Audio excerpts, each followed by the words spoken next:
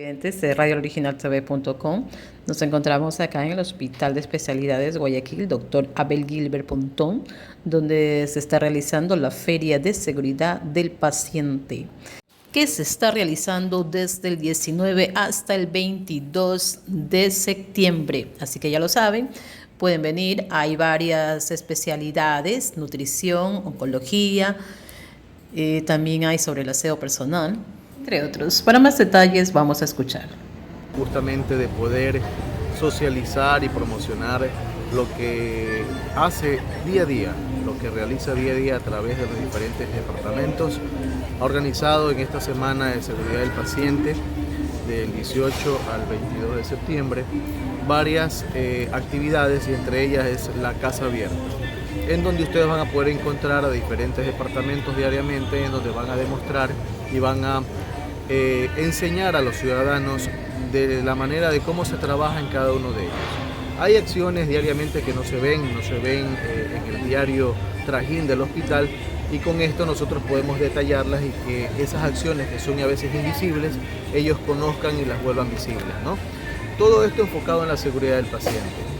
Conocemos bastante de que una de las acciones que busca el Ministerio de Salud Pública, y nos sumamos a ello como profesionales de la salud, es en reducir lo que son los eventos adversos que suceden en cada institución de salud.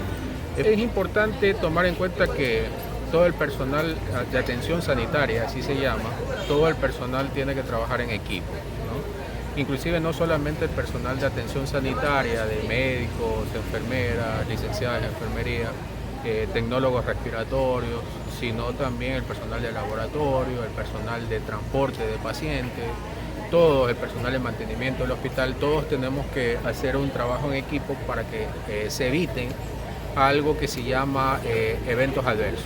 Los eventos adversos en salud son considerados aquellos daños innecesarios, ¿no?, que se pueden producir en el paciente y que no son o que no forman parte del diagnóstico por el cual ingresaron, sino que se asociaron por alguna actividad o alguna intervención que se dio como atención sanitaria.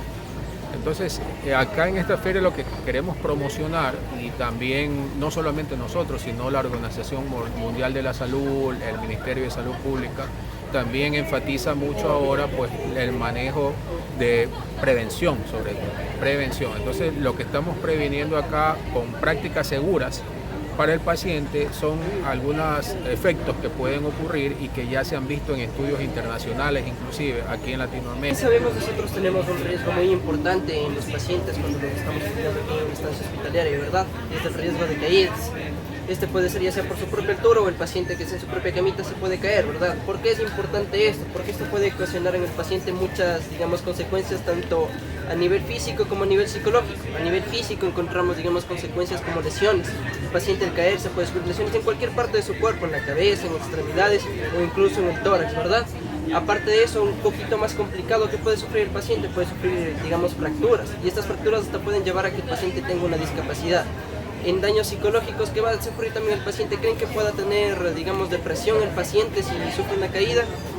Creo que sí, ¿verdad? Porque nuestro paciente se va a deprimir si tiene una caída y si sufre grandes consecuencias en su cuerpo, ¿verdad? Todo esto va a agravar el estado del paciente e incluso va a provocar que se quede más tiempo en su estancia hospitalaria, que es algo que no quiere ni el paciente, ni su familia, ni nosotros, ¿verdad? En nuestro objetivo de rehabilitar al paciente de la mejor manera. Entonces, para esto nosotros tenemos, digamos, una escala de valoración en donde nosotros podemos identificar qué nivel de riesgo de caída tiene nuestro paciente. Nosotros lo vamos a identificar con 3 colorcitos, ¿ya? Va a haber una semaforización en este sentido. El colorcito verde le vamos a usar para identificar el riesgo de caída bajo en nuestro paciente, ¿verdad? Cuando nuestro paciente, digamos, a nosotros, si el paciente llega y nosotros lo identificamos con este colorcito verde, le vamos a dar como que una previa información sobre la prevención que va a tener tanto él como su familia para que evite el riesgo de caídas, ¿verdad? Por otro lado, si nosotros identificamos a nuestro paciente con un riesgo de caída medio, que sería este colorcito amarillo, entonces vamos a tomar medidas un poquito más, digamos, específicas, ¿verdad? el paciente va a llegar a su estancia hospitalaria, todos los barandales, nosotros sabemos que las camitas tienen unos 4 barandales, los 4 barandales tienen que estar subidos, asimismo tiene que haber, digamos, una persona que esté cada cierto tiempo viendo que el paciente esté en buenas condiciones, viendo qué necesite para que no vaya a sufrir algún riesgo de caída, ¿verdad? Y el último, que sería el colorcito rojo, que nos identificamos con un riesgo de caída alto, ¿verdad? Entonces aquí el paciente, ¿qué necesita? Va a necesitar que ya sea el enfermero, un auxiliar o un cuidador o un familiar esté las 24 horas con el paciente. ¿Para qué? Para que pueda evitar que tenga un riesgo de caída.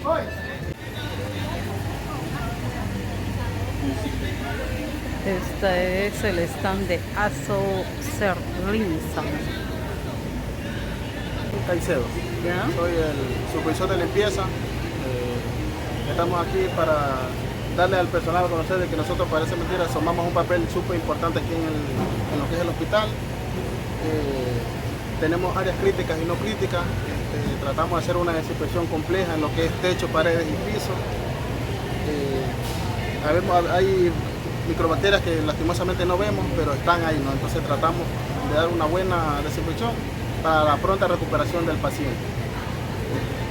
Tenemos lo que son los alcohol geles también para lo que es la desinfección de las manos, para que el familiar que ingresa a la habitación no haga una contaminación cruzada. A veces salimos y le damos la mano a otras personas y no sabemos decir qué tenemos. Tratamos de darle ese para la pronta recuperación del paciente. Dentro del paciente, Hola. instrumento dentro del Hola. paciente. Esto puede causar, puede llegar a comprometer bastante la salud del paciente, causando infecciones, incluso la muerte consecuente, y esto pues se denomina una entonces,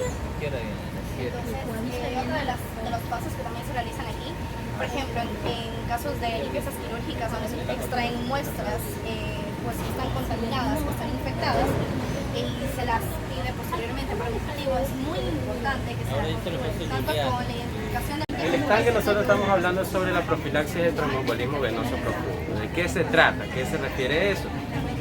Sobre todo nos vamos a enfocar en pacientes aquí en el hospital, en pacientes postquirúrgicos. Dependiendo de la cirugía que se haga, usted sabe que hay sangrado.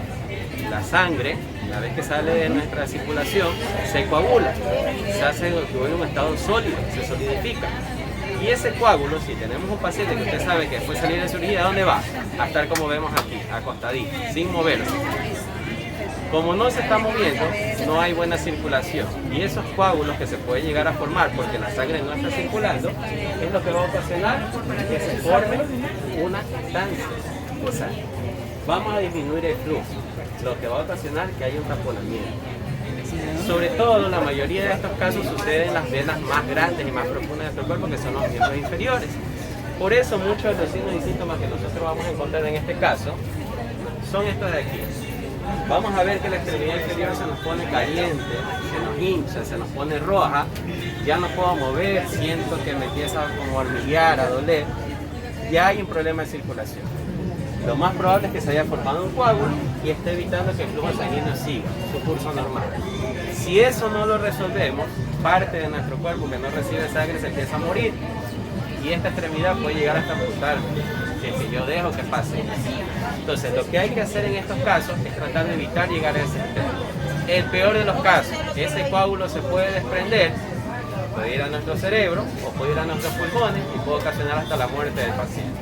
Entonces, para prevenir este de aquí, que es algo que no le prestamos mucha atención muchas veces, es algo que no se habla mucho, porque quizás la primera vez que lo hayan escuchado, por esa razón nosotros tenemos diferentes métodos para tratar de evitar esto de aquí, farmacológicos y mecánicos. Los métodos farmacológicos, bueno, esto ya lo aplicamos con un médico que tiene que prescribirlo, que tenemos dos medicamentos, la heparina reaccionada y la heparina de bajo peso molecular. ¿Qué hacen estos medicamentos? Evitan que se forme este coágulo. Es decir, nos facilita, nos ayuda a la circulación. De esa manera evitamos el problema. Pero no es lo único que nos va a ayudar. Tenemos que combinarlo con métodos mecánicos. Que nosotros aquí, el personal de enfermería, en eso nos enfocamos, en los métodos mecánicos. ¿Qué hay de cierto que la neurobión también es buena para la circulación de la sangre? La neurobión es complejo B. Eso más que todo es para la parte nerviosa, no tanto para la circulación. Quizá hay algo, una información ahí errónea. Ya. Sí, algo muy diferente. como le decía, nosotros nos vamos a enfocar en los métodos mecánicos sobre todo. Primeramente la deambulación precoz. Si tenemos un paciente joven de menos de 30 años que ha sido recién operado, yo digo, el paciente está recuperándose rápidamente, ¿qué tenemos que hacer? Decirle que empiece a caminar. A ver, papito, párese, empieza a caminar. ¿Para qué? Para que la circulación vaya mejorando, para que el cuerpo esté en actividad. Tren del EMBU. ¿Qué es el tren del EMBU? Muchas veces ustedes verán que nosotros a veces solicitamos, porque a veces los hospitales no tenemos disponibles lo que son almohadas. Yo le digo, ¿sabe qué, mamita, papito? Vaya, tráigase una almohadita. ¿Para qué? Tengo un pacientito, yo necesito hacer ¿qué? Como les dije, el principal problema es ¿dónde? Los miembros inferiores. Yo quiero que esta sangre no se estanque aquí. ¿Cómo le ayuda al paciente? Solo con una posición, elevándole los piecitos. ¿Con esto qué hago? Que toda esta sangre que podría quedar estancada después de una cirugía, ¿qué pasa? Ruede. Y solo con elevarle los pies, yo ya estoy evitando que se forme este problema. Y por último, es la utilización de estas mediecitas, que son medias antiembólicas, que se las voy a mostrar para que ustedes vean cómo se colocan. ¿Cuál es el objetivo de estas medias? Es solo una, que en este caso pues tenemos dos, pero porque la piel de este paciente no nos permite colocarlas correctamente. Entonces, para que vean, miren, la media viene así, se las voy a mostrar. Para que vean cómo se pone. O sea, esto tiene una técnica, la media viene así. Vienen diferentes medidas. La medida según la ropa que usted tenga, ¿no? Usted sabe, talla S, una persona chiquita, delgadita, todo eso, XS más delgadita. Paciente grande, ya estamos hablando de L, XL, etcétera, etcétera. Como la media viene así, si se da cuenta y puede tocarle, esta parte, trate de estirarle, mire, estírela, es más fuerte la compresión que acá arriba, que es más aguada. ¿Cuál es el objetivo de esto? Hacer que la compresión venga más fuerte aquí y va disminuyendo hacia arriba. ¿Para hacer qué? Que la sangre venga hacia acá, mecánicamente hablando, ¿no? ¿Cómo la colocamos en esta media? Vamos a poner, como dicen los pasos ahí, ponemos nuestra manito, agarramos el taloncito y le damos la vuelta. Dada la vuelta, miren este movimiento que yo voy a hacer aquí, así, yo me voy, ahí tenemos el talón, coloco aquí en el paciente, verifico que el talón me agarra aquí la media. Y ahora sí, la puedo subir normal. ¿Sí ven? Y ahí la empiezo a arreglar hasta que quede sin arruga.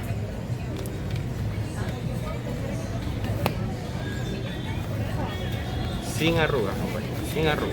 Como les digo, no es lo mismo un paciente joven. Te voy a hablar de un pacientito joven. Ha sido expuesto a una cirugía de alta complejidad, todo eso.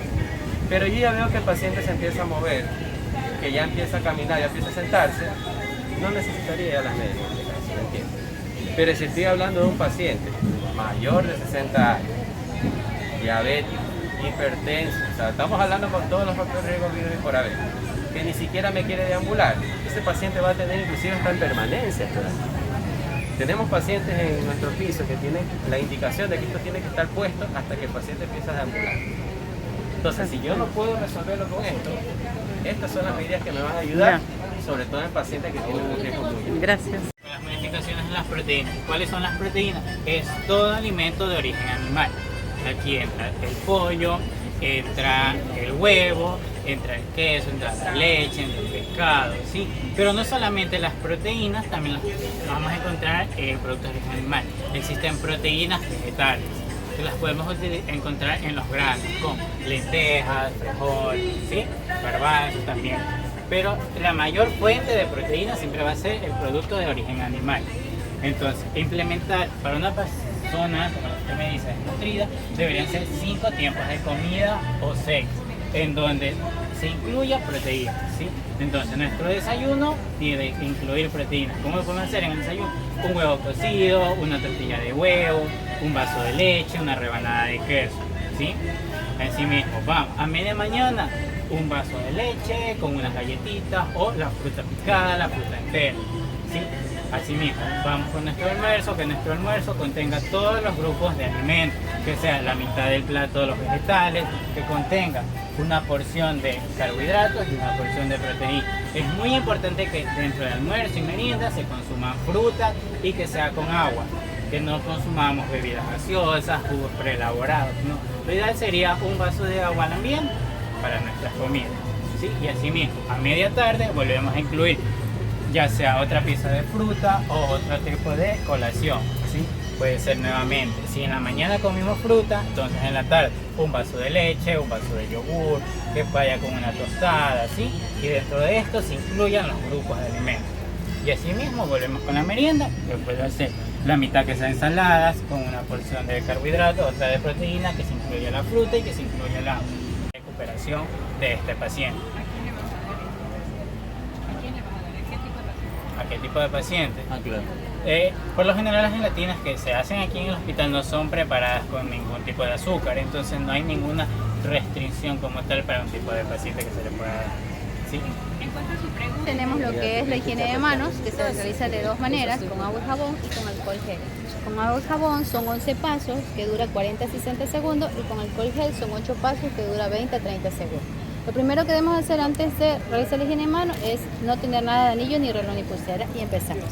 Nos mojamos las manos, aplicamos el jabón, damos palma con palma, luego palma con dorso de ambos lados, luego entrelazados, luego los nudillos, continuamos con los pulgares y terminamos con los pulpejos de las uñas. De ambos lados nos enjuagamos las manos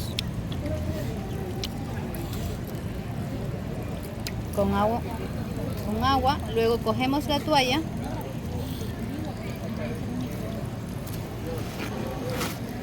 ponemos la toalla y nos secamos las manos. Algo muy importante es que el grifo no se cierra hasta con la toalla para no contaminarnos, y descartamos en el tachonero y tenemos las manos limpias. Para Radio Alergina Antebet, Lorena Matute.